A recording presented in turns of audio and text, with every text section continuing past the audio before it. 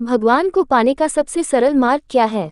पढ़िए ये रोचक कहानी। हमें अपने अंदर बैठे ईश्वरीय अंश की काम, क्रोध, लोभ, मोह और अहंकार रूपी भेड़ियों से रक्षा करनी चाहिए।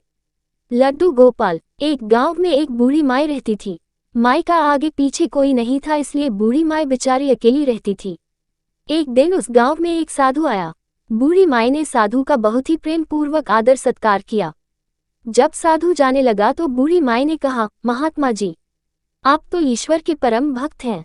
कृपा करके मुझे ऐसा आशीर्वाद दीजिए जिससे मेरा अकेलापन दूर हो जाए। अकेले रह रह करके उब चुकी हूँ।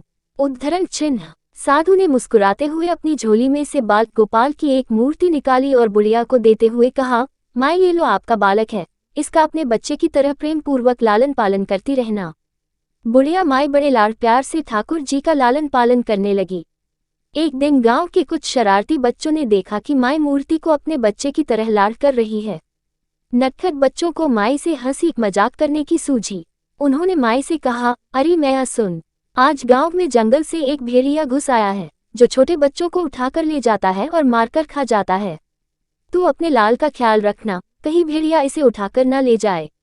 बुढ़िया माई ने अपने बाल गोपाल को उसी समय कुटिया में विराजमान किया और स्वयं लाठी छड़ी लेकर दरवाजे पर पहरा लगाने के लिए बैठ गई। अपने लाल को भेड़िए से बचाने के लिए बुढ़िया माई भूखी प्यासी दरवाजे पर पहरा देती रही। पहरा देते देते एक दिन बीता, फिर दूसरा, तीसरा, चौथा और पांचवा दिन बीत गया। बुढ़िया माई 5 दिन और 5 रात लगातार बगैर पलके झपकाए भेड़िए से अपने बाल गोपाल की रक्षा के लिए पहरा देती रही। उस भोली भाली मैया का ये भाव देखकर ठाकुर जी का हृदय प्रेम से भर गया।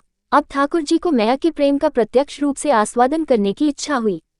भगवान बहुत ही सुंदर रूप धारण कर वस्त्राभूषणों से सुसज्जित होकर माई के पास आए। ठाकुर जी के पांव की आहट पाकर माई अड़ गई कि कहीं दुष्ट भेड़िया तो नहीं आ गया मेरे लाल को उठाने। माई ने लाठी उठाए और भेड़िए को भगाने के लिए उठ खड़ी हुई।